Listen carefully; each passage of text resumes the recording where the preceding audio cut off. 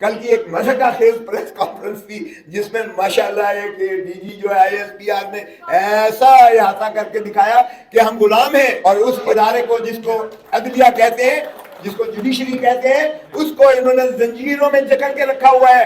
مفاہمت کس سے؟ ملازم سے، ملازموں سے مفاہمت کر دی جاتی ہے۔ وہ پہلے ہمارا حق تو مانگے۔ معافی کی باتیں کرتے ہو، اور معافی تم مانگو۔ معافی جو تم نے 35 سال 40 سال اس ملک پر قبضہ کر کے مارشل لاء لگا کر رکھا ہے، مارشل لاء لگا کے عوام کو اور پاکستان کو جو ہے آپ نے جس ذلت اور رسوائی میں دھکیلا ہے، معافی تم مانگو اس عوام سے اور پاکستان سے۔ ہم نے تو کبھی قائد اعظم سنا بھی نہیں تھا، قائد اعظم ہاؤس۔ میں خود گورنر رہا ہوں، میں سینیٹر رہا ہوں، وفاقی وزیر رہا ہوں، میں اٹارنی جنرل پاکستان رہا ہوں۔ میں نے تو کبھی نہیں سنا تھا کہ جنا ہاؤس بھی وہ ایگزسٹ کرتا ہے۔ اور بھائی اس پہ بھی قبضہ کر لیا ہوا ہے آپ نے، اس پہ بھی قبضہ کیا ہوا ہے۔ اگر وہ واقعی جنا ہاؤس ہے تو پھر کور کمانڈر نے قبضہ کر لیا ہے اس پر بھی۔ ایک قومی ورثے کو بھی آپ نے اس پہ اپنی سبجوگیشن کر کے اپنی رہائش گاہ بنا لی، اپنا گھر بنا لیا۔ ریاست کی بڑی خوبصورت تعریف جو کر دی ہے وہ آئین نے مقتدر کیا ہے پاکستان کے عوام کو۔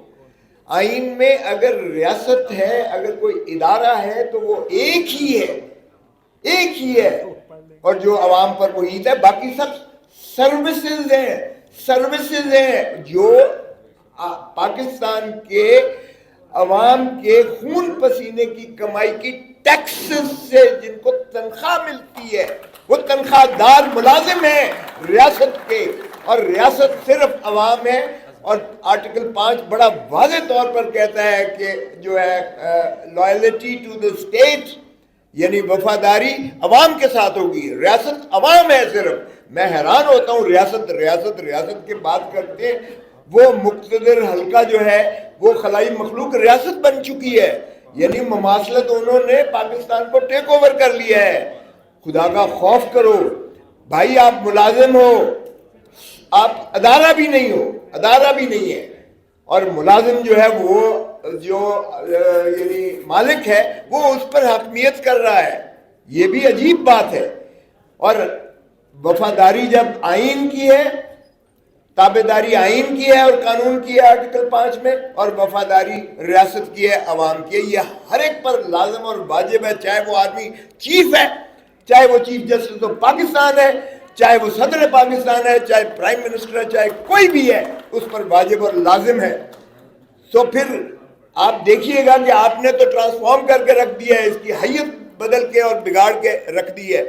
کل کی ایک مذہقہ خیز پریس کانفرنس تھی جس میں ماشاءاللہ ایک ڈی جی جو ہے ISPR نے ایسا احاطہ کر کے دکھایا کہ ہم غلام ہیں، اور یہی بات جو ہے بار بار عمران خان کہتا ہے کہ میں غلامی کی ان زنجیروں کو توڑ کے رکھوں گا، اور اس ادارے کو جس کو عدلیہ کہتے ہیں، جس کو جوڈیشری کہتے ہیں، اس کو انہوں نے زنجیروں میں جکڑ کے رکھا ہوا ہے۔ یہ ان 6 ججز نے، اسلام آباد ہائی کورٹ کے 6 ججز نے، اور اب سارے پاکستان کی عدالتوں نے، ہائی کورٹوں نے، سبھی نے کہہ دیا کہ جی ہم انڈر سٹریس ہیں، انڈر پریشر ہیں، ہمارے اوپر جو ہے فری انصاف ہم اس انداز سے نہیں کر پا رہے، اور اس سے واضح ہو گیا۔ اور یہ جو ہیئرنگ ہو رہی ہے آپ دیکھ رہے ہیں، جو اثر من اللہ صاحب کی جو کامنٹس اور آبزرویشنز آتے ہیں، انہوں نے کہا اس سے زیادہ یہ تو آپ نے یعنی آئین کی جو ہے ایبروگیشن کر کے رکھ دی ہے، اس کے مترادف ہے، کیونکہ آئین کے 3 ستون ہیں، ایک ستون کو آپ نے پابند زنجیر کر دیا ہوا ہے۔ ہم تو یہی کہتے تھے، ہمارا موقف بالکل صحیح تھا، ہم جیل میں بار بار جب کرتے تھے، صبح سے شام تک جو ہے عمران خان کا ٹرائل چلتا تھا، وہ صاف کہتا تھا کہ آپ ایسے ہی کر رہے ہیں، فیصلہ تو کہیں اور سے جا کے انہوں نے ڈکٹیشن لینی ہے، اور یہ ثابت ہو گیا کہ یہ ڈکٹیشن جو ہے لے کر ان کو تینوں کیسز میں ایک ہی ہفتے میں سزا کر دی گئی۔ تو یہ اس کے بعد بھی ان کو جیل میں رکھنا ایک دن بھی یہ پاکستان کے 25 کروڑ عوام کی غیرت اور حمیت کو للکارنے کے مترادف ہے۔ ہم اس یلغار کو بھی مسترد کرتے ہیں۔ 9 مئی کا جو بیانیہ دیا گیا ہے، جس کا بہت زیادہ پرچار ہو رہا ہے، بہت اچھی باتیں کی شامی صاحب نے، لیکن شامی صاحب سے میں پوچھتا ہوں کہ جناب آپ مفاہمت کی بات کرتے ہیں، مفاہمت کس سے؟ ملازم سے، ملازموں سے مفاہمت کر دی جاتی ہے، وہ پہلے ہمارا حق تو مانگے۔ معافی کی باتیں کرتے ہو، اور معافی تم مانگو. معافی جو تم نے 35 سال 40 سال اس ملک پر قبضہ کر کے مارشل لاء لگا کر رکھا ہے, مارشل لاء لگا کے عوام کو اور پاکستان کو جو ہے آپ نے جس ذلت اور رسوائی میں دھکیلا ہے, معافی تم مانگو اس عوام سے اور پاکستان سے. معافی کی باتیں کرتے ہو, پھر معافی کس لیے مانگے اور کس سے مانگے؟ تمہارے سے. ہم نے تو کبھی قائد اعظم سنا بھی نہیں تھا, قائد اعظم ہاؤس.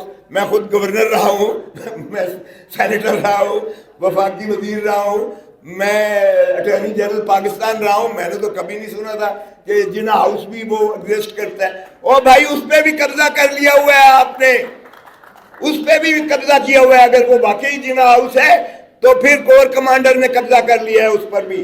ایک قومی ورثے کو بھی آپ نے اس پہ اپنی سبجوگیشن کر کے اپنی رہائش گاہ بنا لی, اپنا گھر بنا لیا.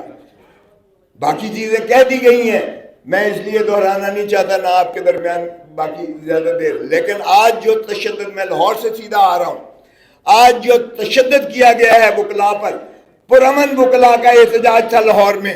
وہ ہائی کورٹ میں آنا چاہتے تھے اور وہ جو ہے اپنا کراچی ہال میں آنا چاہتے تھے, بار میں آنا چاہتے تھے احتجاج کنا. اور اس قدر آنسو گیس کیا گیا, اس قدر لاٹھی چارج کی گئی ہے, اس قدر تشدد کیا گیا کہ سارا گرد و غبار جو ہے پھیلا ہوا تھا. اور 100 کے قریب جو ہے وکلاء کو گرفتار کیا گیا ہے. اس جمہوریت کی بات کرتے ہو, یہ پنجاب میں تو پولیس اسٹیٹ بنا دی گئی ہے. اور یہ اس لیے خوف پھیلایا گیا ہے تاکہ کل جو ہے پاکستان تحریک انصاف کا پرامن احتجاج سے مانے رکھا جائے اور ایک ایسا تاثر دیا جائے کہ جی دیکھیں کوئی بھی نہیں نکلا, اس میں تو احتجاج ہوا ہی نہیں ہے, لہذا ہم جو کہہ رہے تھے ہمارا بیانیہ صحیح ہے. پہلے سمت کو درست کریں.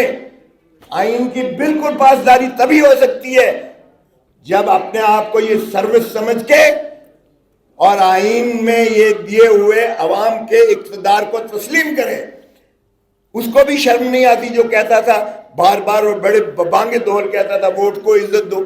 او بھائی, اب تو شرم بھی نہیں آتی ہے تمہیں یہ کہتے ہوئے اس بیانیے سے ووٹ کو عزت؟ اب کدھر گئی تمہاری ووٹ کی عزت؟ مجھے جب اس نے خواجہ سعد رفیق نے مبارک دی کہ اپنی شکست کو تسلیم کر کے مجھے جیتنے کی, کیونکہ پاکستان لاہور پاکستان کا دل ہے اور میرا حلقہ لاہور کا دل ہے, تو اس نے جب مجھے مبارک دی میں نے کہا کاش یہی اخلاقی درس تو اپنے بڑوں کو بھی دے دیتا.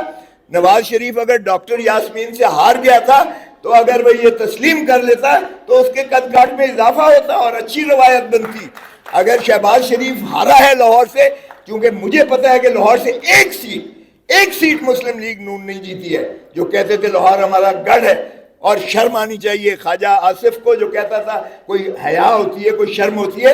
اب اس کو خود یہ میں اس کے الفاظ دہراتا ہوں کہ بھائی تم ریحانہ ڈار سے ہارے ہوئے, اتنی بری طرح سے ہارے ہوئے, اور تم آج وفاقی وزیر بنے بیٹھے ہو. اور گھس بیٹھیوں کو پہلے نکالے تو صحیح.